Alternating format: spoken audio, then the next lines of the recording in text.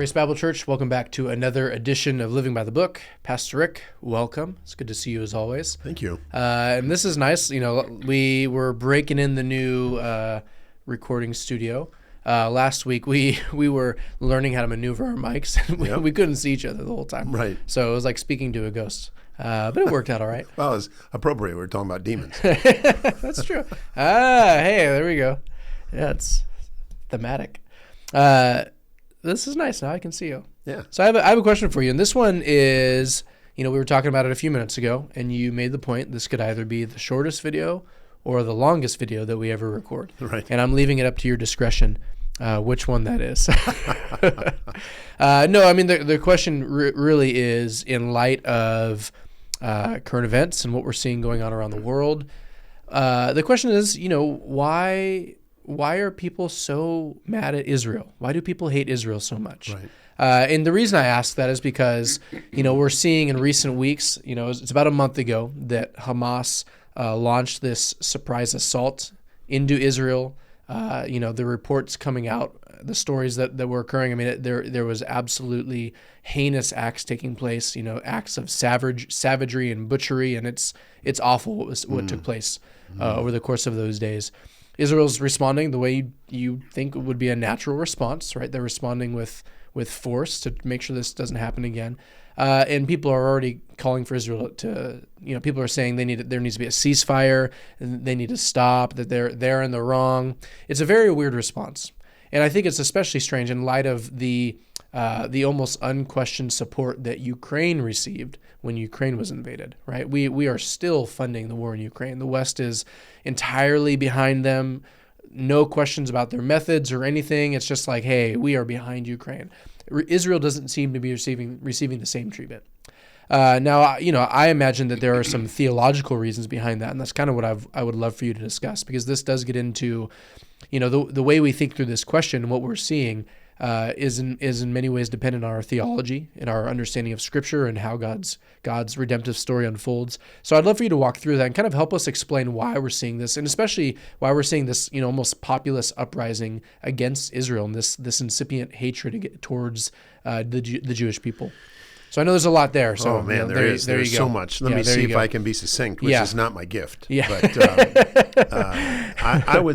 I would have to point to a variety of things, as you mentioned already, one of which is, I believe, demonic deception and opposition. Remember all the way back in Genesis 3, God told Satan that he was going to put enmity between you and the woman, and between your seed and her seed.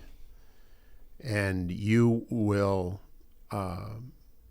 bruise him on the heel, and he shall crush your head, right? So that enmity that God imposed as part of the curse obviously is between, in its ultimate sense, Satan and the Son of God, born of woman, right? Her seed, which is by the way, a proleptic reference to the virgin birth, I believe, in that context, because women don't have seed.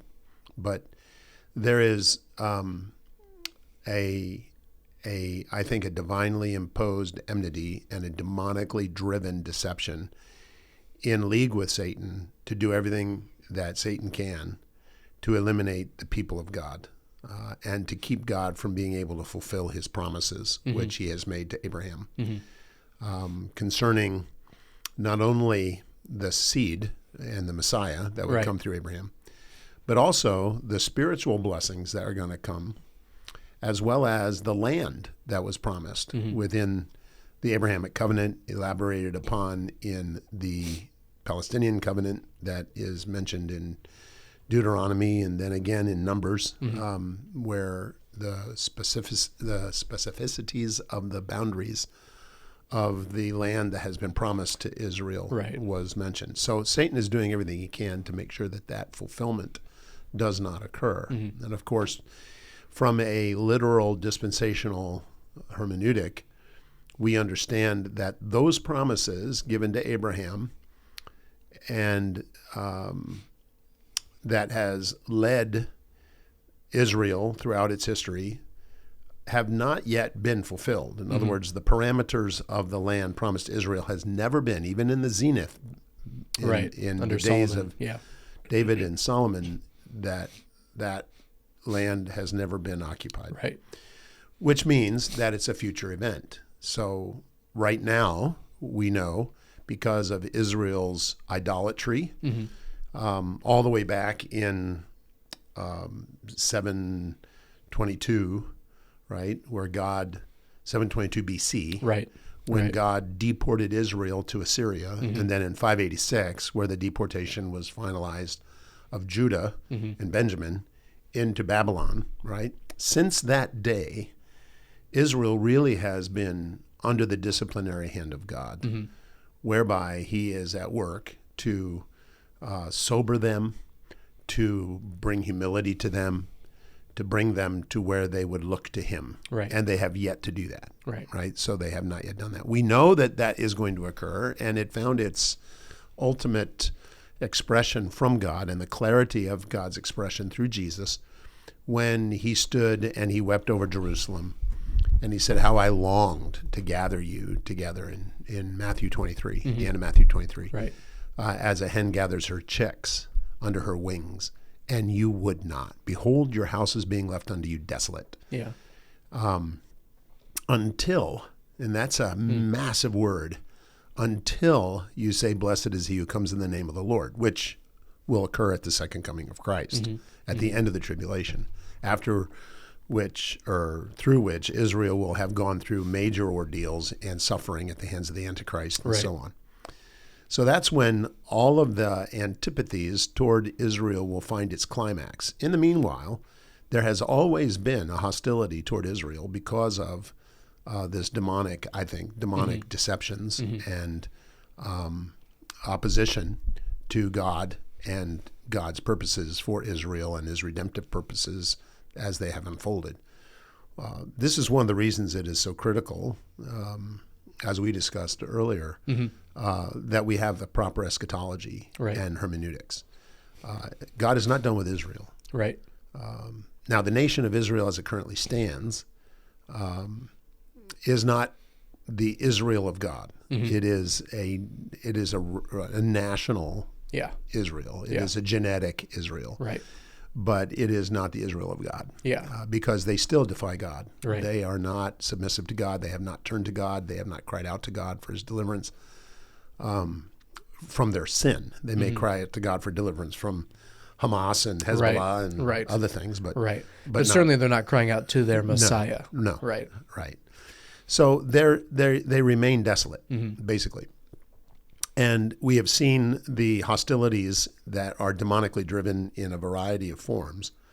Everything from the Roman Catholic Church and its crusades, that abused Israel, to the pogroms in Russia, to the Holocaust in World War II at the hands of the Nazis,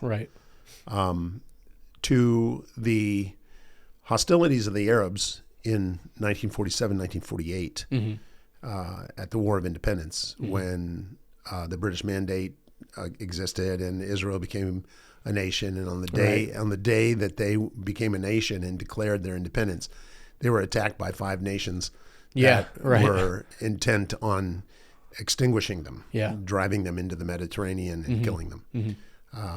And so there has always been hostility. That was repeated in the Six-Day War. That was repeated in the Yom Kippur War. There have been numbers of incursions into Israel by the Arab nations surrounding Israel with the intention of obliterating the people of Israel, and the sworn aspiration of Hamas and Hezbollah, I believe, is to extinguish Israel and to kill every Jew. And that's not hearsay. I mean, that's been publicly declared and published. And there's no question about that. Yeah. And I think that's all demonically driven. Right. So, and it's really ultimately a defiance of God. It's not just a defiance of the Jewish people. Right. But as the reason there's hostility toward the Jewish people is because they are the one who have been described by God as the apple of his eye, as the people. And as the people of his affections. Now, one of the reasons that I think that that United States has been such an avid ally is because they have come from a Judeo-Christian ethic and background, where we understand that God has promised to judge those who He'll curse those who curse Israel. Yeah, exactly. Bless those who bless Israel. Thank you. Yeah, that's exactly right. Right. So, and even the nations that he used to discipline Israel, God judged them. Right. And he said, because of what they did to you. Right. Even though I used them to do it. Absolutely. Because they did it, yeah. I'm going to judge them. Yep. So Assyria was judged by God. Right. Babylon was judged by God. Right. Rome was judged by God. Right. There's a variety of evidences where the cries and screams of the suffering people were both on the side of Israel, who were abused by these people, as well as the nations that abused them. Right? Yeah. So, and that is going to continue. So that isn't just a historic thing. That's that is a perpetuated promise of God that those who curse you, I will curse them. That was one of his eternal promises to Abraham. Yeah. Right. So the Jewish people are the people of God, and he will deal with them according to his own purposes. And right now, he is chastising them. Romans talks about in chapters 9 through 11, talks about what God is doing with Israel and how that he is has set them aside and has brought in the Gentiles in the form of the church. And one of the purposes of that is to provoke them to jealousy. Right. So there's God is not finished with Israel. He's going to fulfill his promises with Israel. So I think the first thing is a demonic deception. Yeah. Secondly, I think that there is a geopolitical argument that is ages old. Sure. Right. So all the way back in 2000 BC, God promised this land to Israel. And that's in Genesis chapter 15. And let me or would you read Genesis 15, 18 to 21. Genesis 15, 18 to 21. Yeah. Beginning in verse 18, on that day the Lord made a covenant with Abram, saying, to your offspring I give this land, from the river of Egypt to the great river, the river Euphrates, the land of the Kenites, the Kenizzites, the Cadmonites, the Hittites, the Perizzites, the Rephaim, the Amorites, the Canaanites, the Girgashites, and the Jebusites. All right, so now don't miss what he just said. Yeah. Right? The river of Egypt, the great river of Egypt is the Nile. The Nile. Yeah. Right. Which is way down there. Yeah. Right. That means that between, let's just say, Jerusalem and Egypt, you have the Gaza Strip. Yeah. You have Sinai Peninsula. Right. You have the Red Sea area. Yeah. You have then into the delta of Egypt, and then south to the border of the Nile River that runs obviously north. Yep.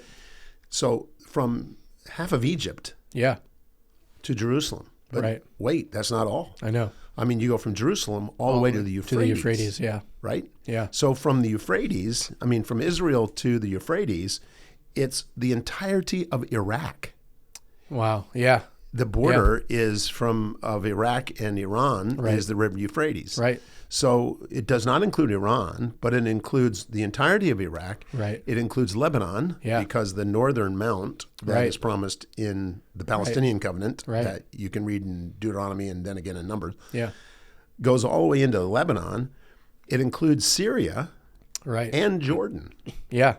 So you have that area that Israel has not yet ever occupied that has been promised by God to Israel. Yeah. I just learned that even at the height of, even under Solomon and David, Israel only occupied about 10% of the land promised to them. Right. I would have thought, I think it was my mom that told me this, and I was like, no, it's got to be like 80%. And she showed me, and it's incredible how much land they've been promised and how little they've ever actually occupied. Yep. Yeah. And they won't have it until the Messiah. Right. Right. So returns. So the justification of Israel for being in the land is that God has given this to us. Right. Now, it was occupied between 1400 and 1350, which is when Joshua led, the nation of Israel Right. after the wilderness wanderings, Right. which Moses is dated around 1400. Yeah. Joshua, 1400 and 1350 BC, Yeah. conquered the portion of Canaan Right. that Israel occupied, and then through David, Yeah. it was ruled, Yep. and Solomon, Yep. and then in Rehoboam and Jeroboam, and the split between them, Jeroboam taking the northern and Rehoboam taking the southern, Right. it split. Right. And then Israel, the northern 10, were deported because of their idolatry Right.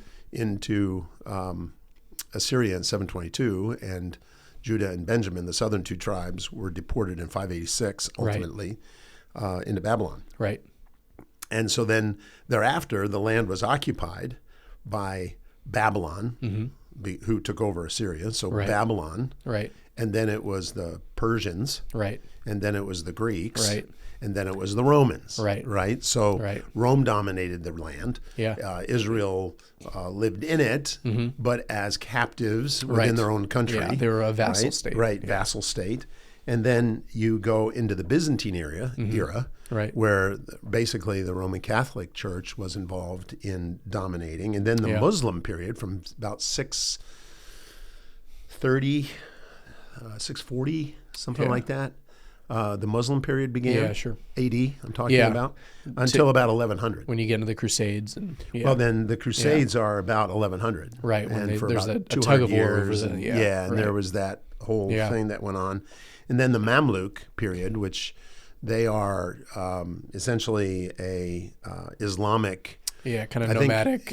I think they were slaves that rebelled against their They were, masters, yeah, who then yeah. fought for Islam. They kind of became they were like a professional warrior class, like slave warrior class. And so they they dominated for about not about 250 years, right? So they were involved in dominating the land during that period of time. Yeah.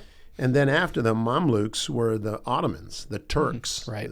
They came down and they dominated for quite a while, for about 400 years. Yeah. The Ottoman Empire ruled. Pretty much it All the up way to into World War One, essentially, right? At Yeah. the end of World War One. Yeah. That's when the British and the French were dominant Yeah. in the region. And then that led to the issue of the British Mandate and the establishment of the Jewish state, which was a two-state solution, right? So Israel was declared to be a state, and then there was the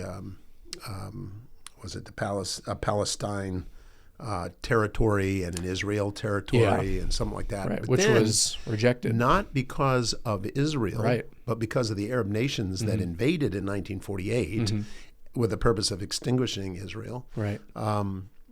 Israel gained ground.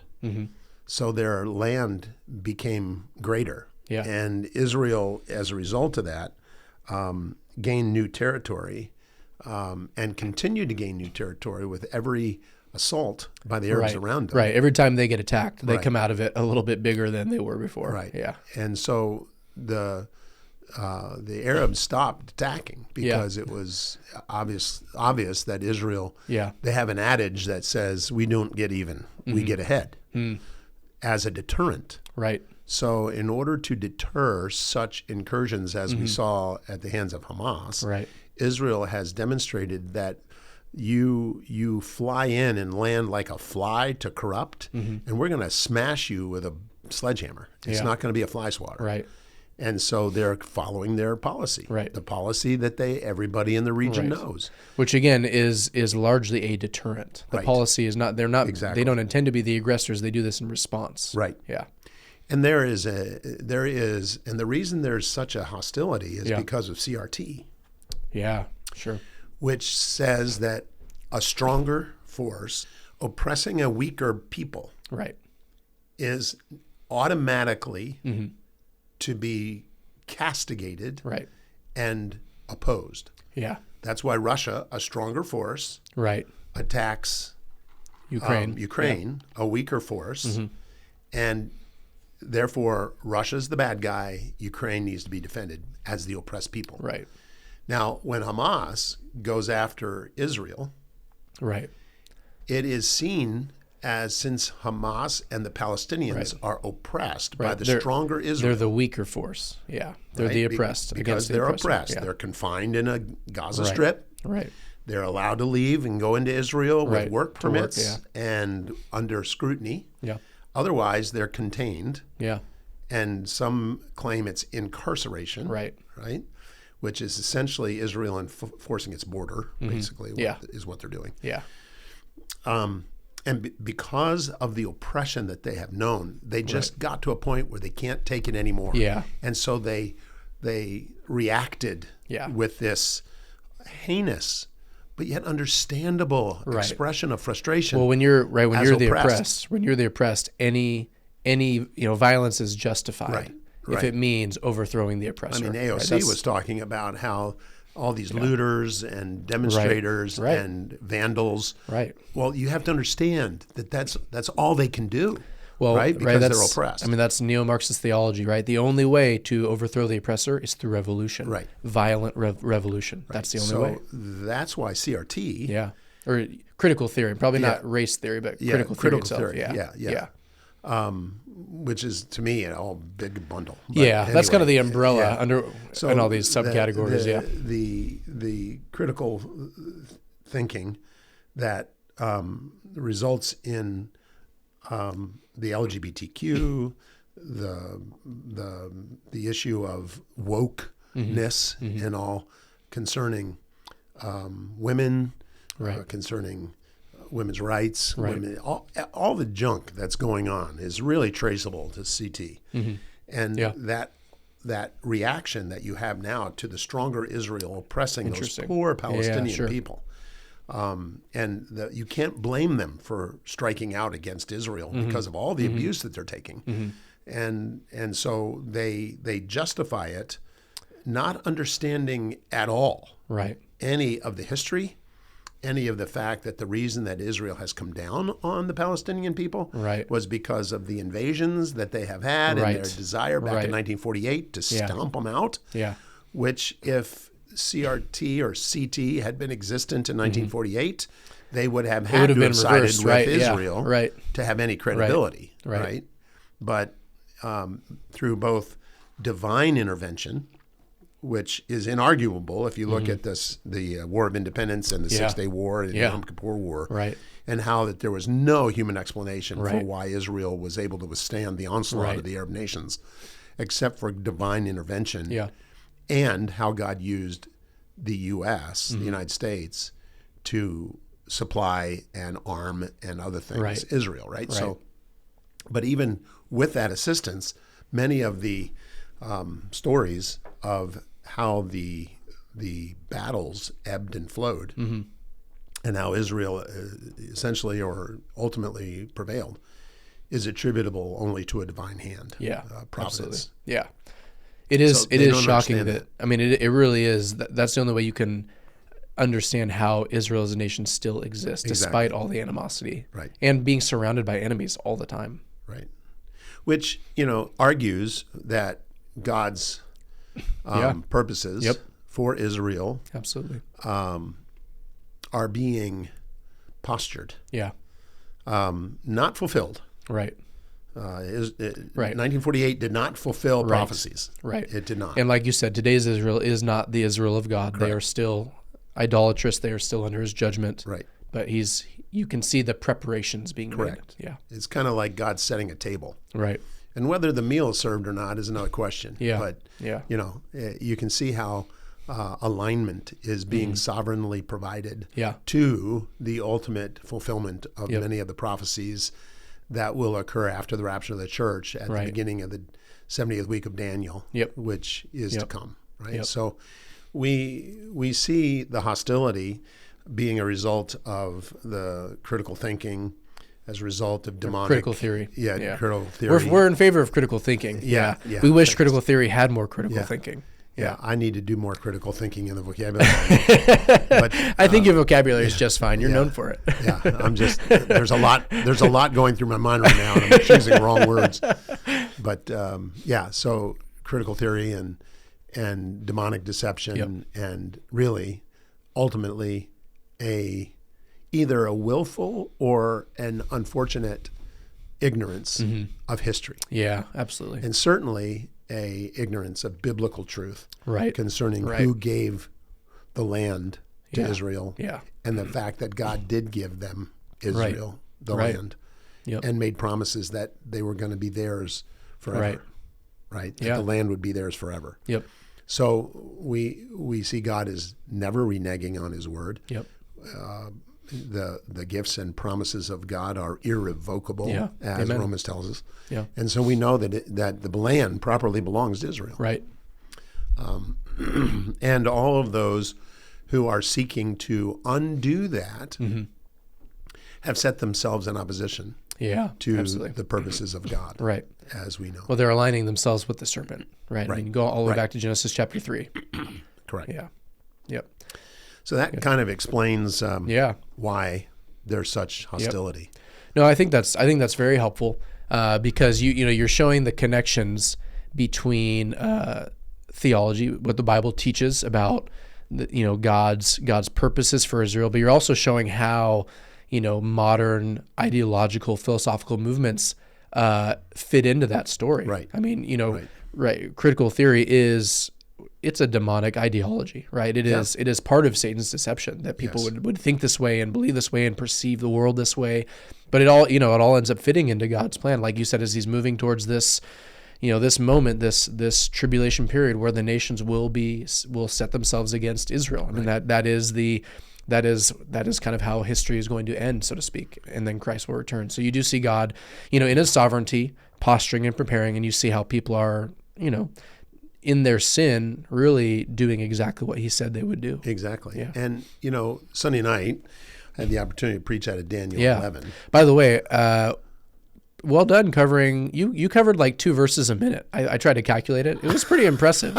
It was 2 verses a minute. It was well done. Well, I was overjoyed by the baptisms and the testimonies of the baptisms, Yeah. but jealous of Yeah, the preaching. for sure. Right? So at the same time, I'm going, oh my goodness, I have 25 minutes. And I actually took 35, but let people out 10 minutes late. Yeah, that's okay. I think everyone was fine. But the more you drill down on all of those prophecies as to what was going to happen and what kings were going to do what and how they were going to be raised to power and the kings of the north and the kings of the south as they successively ascended to power and then did what their damage to Israel. Right, which was the purpose of the chapter, to demonstrate how that they were going to mistreat Israel, finding their culmination really in Antiochus Epiphanes, which is that horrible one that was a prefigure of the Antichrist, giving to us a picture of how the nations were going to assemble themselves against Israel.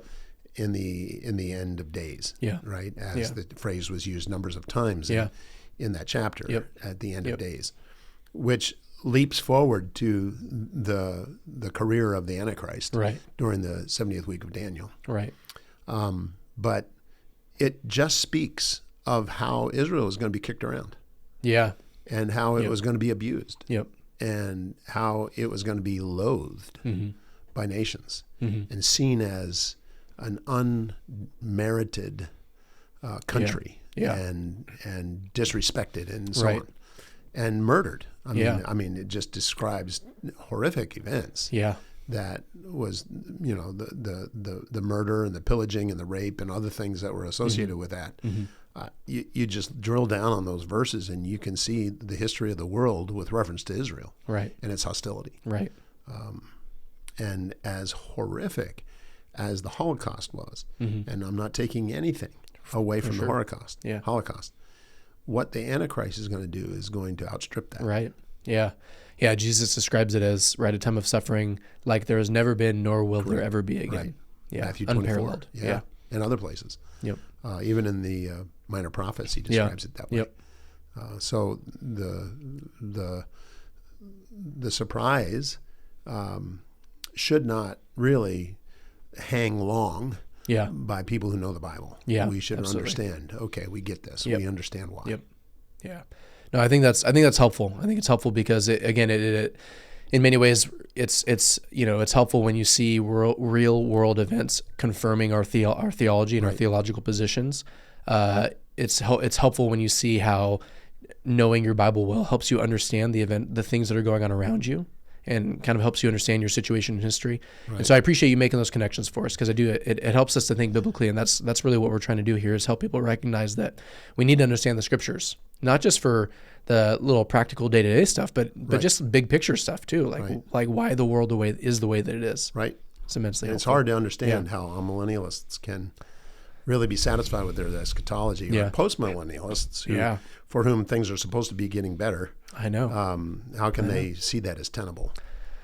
Yeah, I don't. That's a good question. I don't know. Have yet to see a satisfying answer. I'm open to hearing someone out, but it's tough to understand. So, no, I appreciate it, Pastor Rick. I think this was a helpful discussion.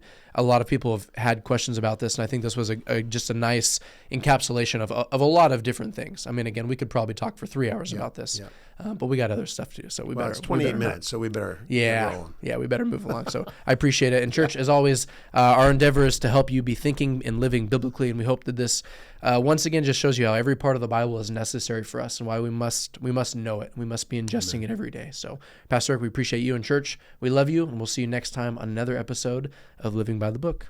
Take care.